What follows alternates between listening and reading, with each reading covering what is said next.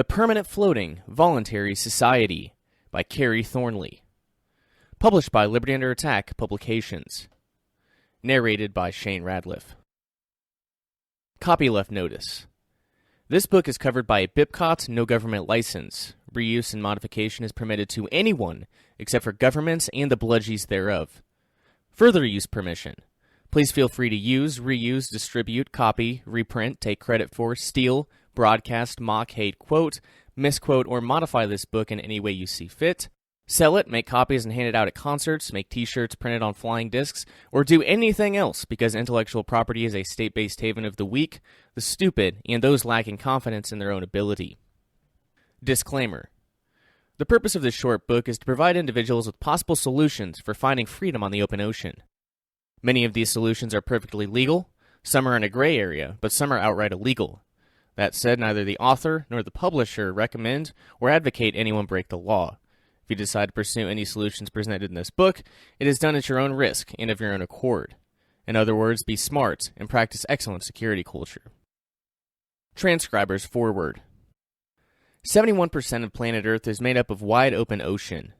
This translates into over 332,519,000 cubic miles of water, as estimated by the U.S. Geological Survey. And yet, in large part, humans have yet to even begin utilizing the seemingly endless possibilities abound. Thankfully, the ocean has finally drawn the attention of libertarians in their efforts to be left the hell alone, investors seeking opportunities to profit, and entrepreneurs seeing the potential of medical research, aquaculture, architecture, and more, free from ridiculous, anti-innovative, primitive government regulations. Great for them and also great for you, the consumer. Two notable projects have sprung up in this shift to the open ocean: the Seasteading Institute and the Marinia Project. TSI's goal is to build a seastead off the coast of their hosting nation state, French Polynesia, whereas TMP's is a village at sea in international waters, located near the K-Sal Bank. Rather than coming up with brand new designs for expensive floating cities, TMP plans to utilize already existing and proven technology. Phase 1 consists of acquiring a floating hotel, which would serve as the village, and individuals and families would live on their own boats. But this idea is far from new. The publication you are about to read, The Permanent Floating Voluntary Society, is a collection of articles originally published in the libertarian publication Innovator from July to December 1966. Herein, Kerry Thornley provides insight on getting started as a sailor, considerations for purchasing boats, potential shipping ventures, starting marine cities, aquaculture, ocean farming, and mining opportunities for entrepreneurs. I hope these articles will inspire you to go against the grain and try something new, whether it's in pursuance of your own personal freedom or just to expand your experiences as a human being. In conclusion, I think Rayo, author of Vonu, The Search for Personal Freedom, put it best, quote, "If your state of anchorage becomes intolerable, don't waste energy in extended public criticism or conflict. Apply your free market principles by setting sail for sunnier waters." End quote. Shane Radliff, September 2017. The Vonu Podcast. Chapter 1. Small Boats. What's the use of being a shipmaster if you can't tell people to go to hell? Old Captain's Proverb. The greater portion of this planet's surface is out of the effective control of any state, and yet libertarians complain that for the man who would be free, there is no place to go. This article is the first of a series dedicated to an exploration of the ocean interstice as a means to personal liberty and economic freedom. Small boats. For as low as the price of a late-model car, an individual can purchase a seaworthy vessel large enough for a small family. This writer is acquainted with a couple who bought a used 26-foot yacht for somewhere around $500 and lived aboard with their small daughter, sailing the Pacific for a year. Since these folks were not adverse to a steady diet of fresh seafood, expenses were quite low. For as the man of the family pointed out, there was no place to spend money out there. And on a previous voyage to the Virgin Islands, they had stocked up on rum at $1.25 a gallon. For the less adventurous, a slightly larger investment will fill the galley with dry land staples. And for those who want to get grim about investing money on a boat, it is no problem to spend over $30,000 for a fancy yacht. But suitably used or brand new boats can be had for much less.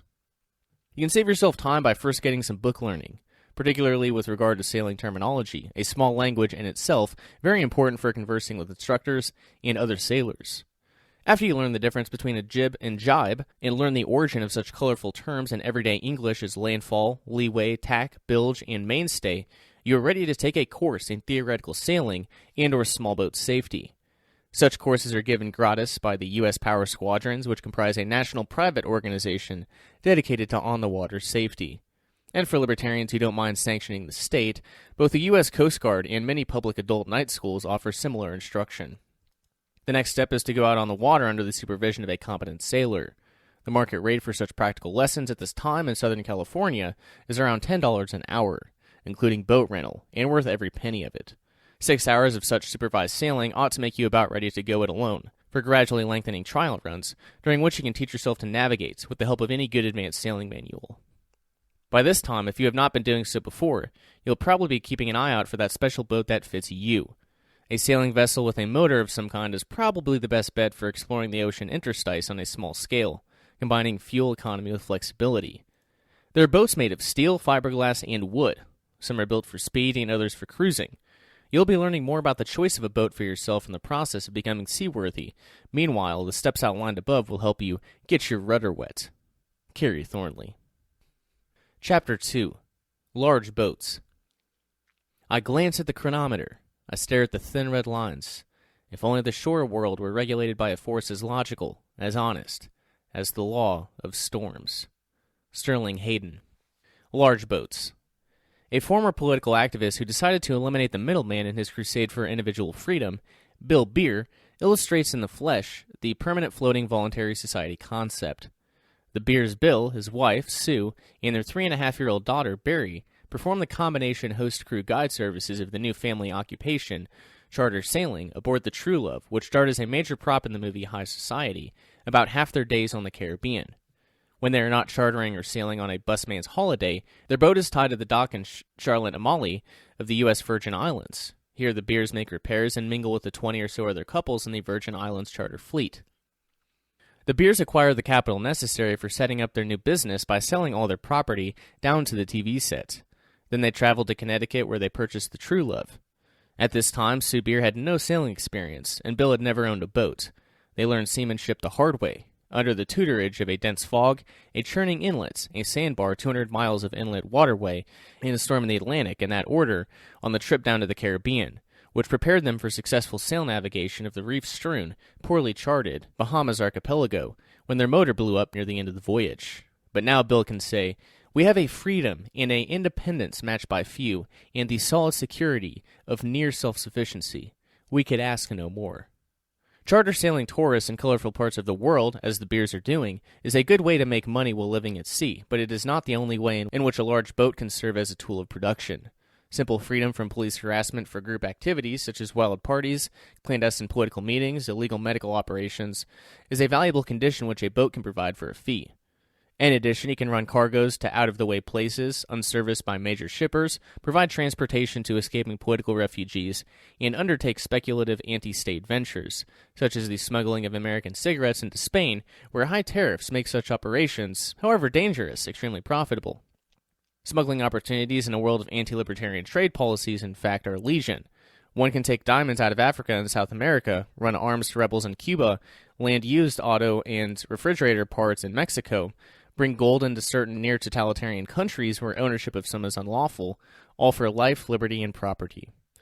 Large boats, in short, offer a way to liberty for those interested in economic as well as personal freedom, but who yet do not possess capital necessary for such permanent floating voluntary ventures as shipping lines or man-made islands to be discussed in future articles of this series.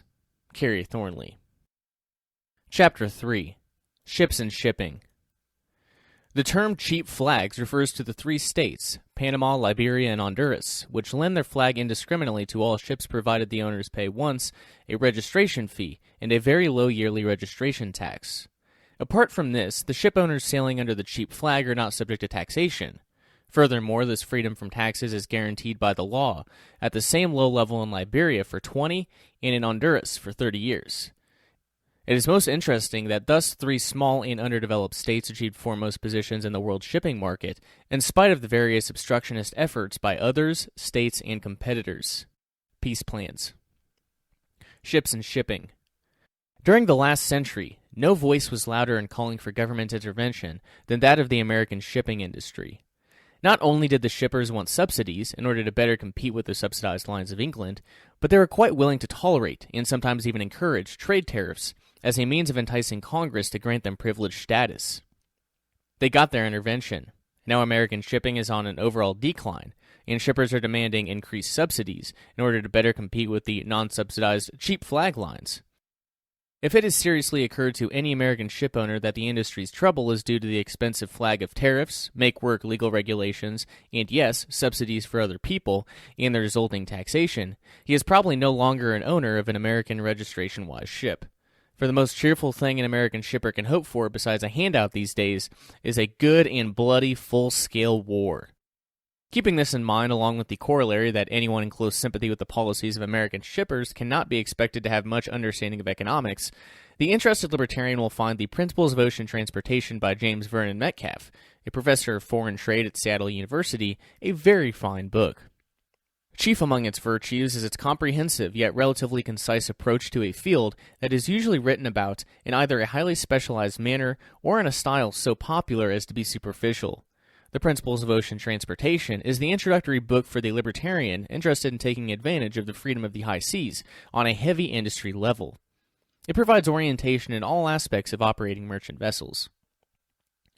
The chapter titles are Ship Characteristics, Ship and Cargo Measurements, Before the Vessel Arrives, Entering a Vessel from a Foreign Port, Terminal Operation, Vessel in Port, Cargo Handling, Cargo Procurement, Cargo Stowage, Vessel Stability, Cargo Documentation, Ocean Freight Rates, Vessel at Sea, Vessel Chartering, Foreign Freight Forwarders, Marine Insurance, Admiralty and Maritime Law, Labor Relations, Ocean Shipping via Canals, World Fleets and Ports, Domestic Commerce of the United States Merchant Marine, and Reports from the Lookouts. This book can be purchased from the publishers Simons Boardman Books, 30 Church Street, New York, 100007, 1959 for $5.50. The prime consideration with regard to merchant shipping is capital. Unless you have or can raise several $100,000, starting a shipping line is out of the question. Possibly a number of libertarian businessmen will form a company for precisely this reason, for no industry is less physically subject to state harassment, and therefore any better prospect for long-term investment than ocean transportation. Another possibility is for associations of libertarians to form, each for the purpose of buying one ship, and for these associations to cooperate under a single company trademark. Each association could represent a particular faction within the movement. Thus, one might envision a ship with a limited constitutional government, all of its own sailing beside one without any government at all. And perhaps there would be an aircraft carrier called Henry George, upon which the captain collected deck rents, while the sailors aboard the schooner Green Revolution experimented with farming at sea. The possibilities for cooperation and diversity are at least intriguing, and the Carista people will be pleased to know that ships under at least 2 present-day flags have both male and female crew members. Finally, should the day ever come that the agoric shipping lines, or whatever, would decide to be done altogether with the political powers of the world, many existing merchant ships, including all those built with U.S. subsidy money, are specially made for quick conversion to fighting status, so it would not be the usual matter of armed government goons saying to unarmed businessmen, "Come, let us reason together." Kerry, Thornley. Chapter 4. Marine Cities. In Japan, a restaurant has been planned under the ocean where patrons can watch the fish and vice versa. And perhaps it won't be long before some enterprising American builds a resort hotel nestled 12 fathoms down on the pure white sand of a reef valley and hemmed in on all sides by tumbling gardens of coral and the constantly changing, multicolored life of the sea. The bountiful sea. Marine cities. Many previous issues of Innovator have contained reports on the pirate industries of the North Sea, commercial endeavors which do not pay protection money to the governments of Europe, since they are located outside the territorial boundaries of some as defined by international law. As the food, mineral, and living space potential of the sea come under the control of technology, enterprises of this nature increase in number on continental shelf areas all over the world. Farming the sea for both fish and edible seaweed is emerging from the experimental stage. Some 20% of Japan's coal is mined from beneath the ocean, and countless other pilot mining projects, for every mineral imaginable, are underway around the globe. The bottom of the sea is also already a widely recognized storage place. One U.S. city stores its water supply beneath its harbor, and fuel has been stored successfully by the U.S. Navy in the Gulf of Mexico. The prospect of sea cities, on and under the surface, is now taken for granted by informed prognosticators, and the prospect is immediate. There are 2 ways libertarians can take advantage of these developments. 1. Focus educational efforts on the men and women who are involved in these projects. Meet and become acquainted with ocean frontiersmen. Think how handy such friends might be in an economic or political crisis. Ask them many questions. Find out what their professional problems are and suggest solutions that are in accord with their libertarian principles. Inform them of their rights above the law. Tell them how to foil the statist mentality and defeat the expansionist efforts of the national bureaucracies. These are things you can do no matter where you live. The marine biology professor at a Midwest college is as much part of what is virtually a second industrial revolution as the hypothetical enterprising American who builds a resort 12 fathoms down. And if you live in an Arizona ghost town, you can still write letters or even newspaper columns. Demonstrate to the marine pioneer that his prime advantage is the long tradition of the freedom of the high seas, and that it will be personally profitable to him if he does all that is within his power to maintain it. 2.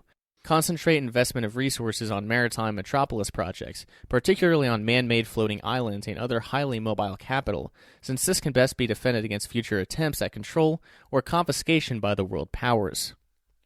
Another possibility that should not be entirely ignored, though, is the bubble on the bottom concept, especially as a means of hiding large quantities of property. Construction costs are often less, and protection from storms is usually superior. Nor are monetary resources all that can be invested. A student entering the university can direct his studies toward aspects of the oceanic scene, in most cases with little or no shift in his field of interest. The student of law, for example, can specialize in maritime and international law. The engineer can focus on marine engineering, etc. Servicing and communications industries will also have a market in marine communities. A private sea-air postal system and a few libertarian-edited marine industrial journals might get things off to a good start. Future articles in the series will report on specific commercial activities, which are now thriving in saltwater, many of which are probably on the sites of the free cities of tomorrow's voluntary world. Kerry, Thornley. Chapter 5. Aquaculture.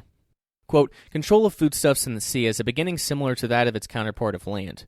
Start with the weeds. When the weeds become cultured, we call them plants.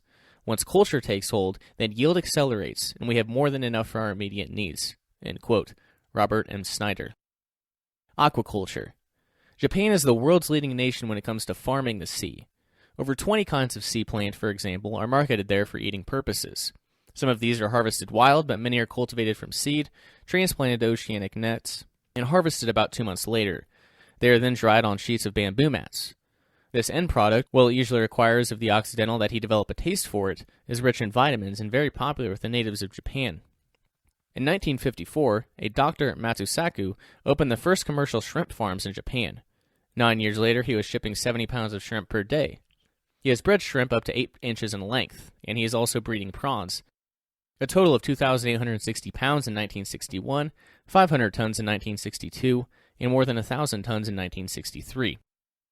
Another popular oriental food is a shellfish called the wreath shell. These have been artificially inseminated, and a single batch of 200,000 eggs produced per insemination.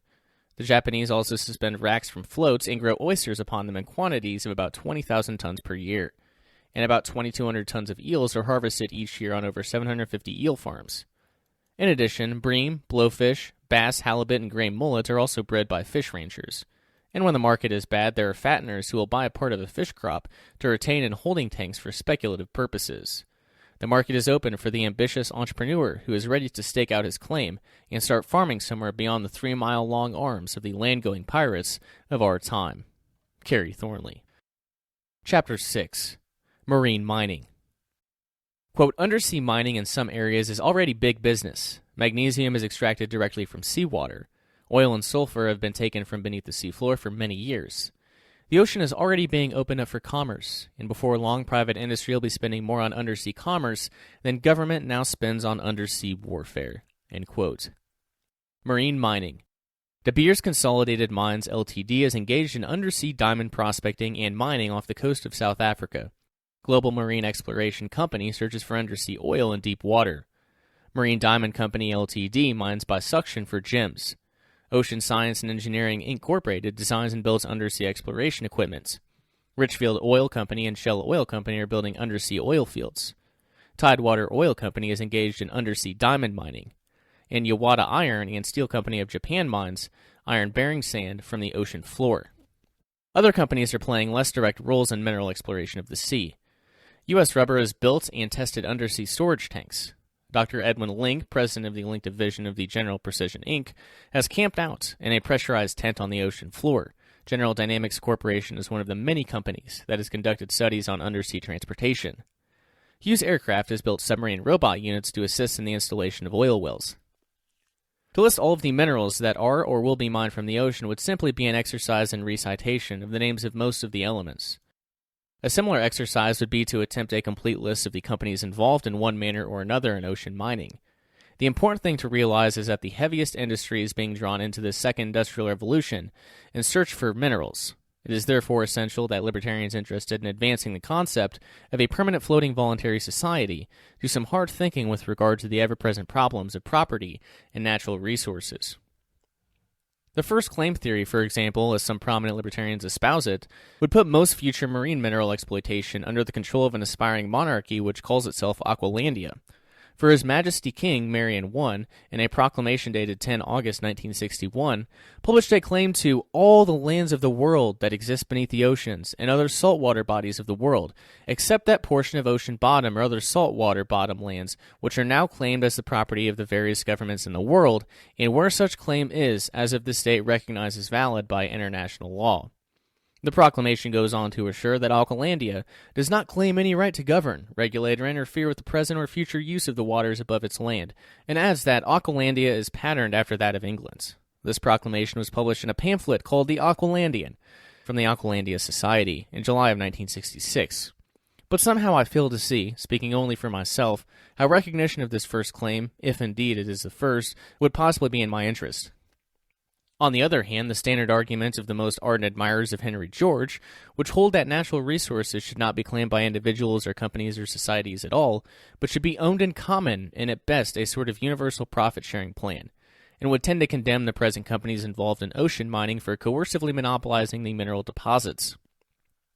While certainly more rational than the unmodified first claim theory, brings up a host of new problems in its place. And putting aside those which fall into the who would administrate category entirely, this approach would, unless liberalized, go counter to our primary purpose of winning over to the libertarian position those basic industries now mining the sea. One factor which may bring about a resolution, at least with regard to the ocean, is the technical difficulties involved.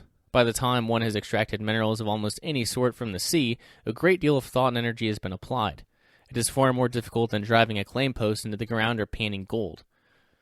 Arbitrary first claims on behalf of Southern California groups and their like will tend to be ignored and will be next to impossible to enforce. And the Georges, if they can point out to the mining companies a self-interested motive for voluntarily paying out mineral rent fees to the population at large, will find little opposition from laissez-faire libertarians.